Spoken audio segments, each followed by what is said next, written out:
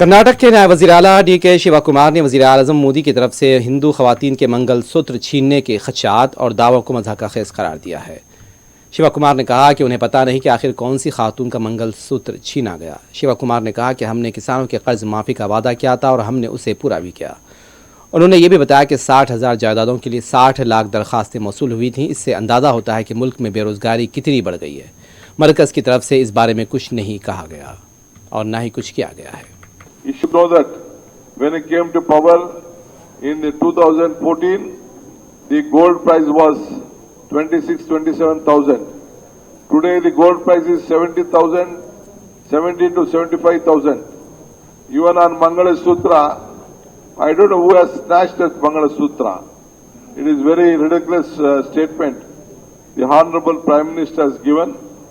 Anyway, he has spoken, they had promised that they used to double the income. I would like to ask where the income became double. They said they promised that they are going to waive off the loans of the farmers. We have waived the loans of the farmers when our coalition government was there. We have loaned the farmers of when Manmohan Singh was there.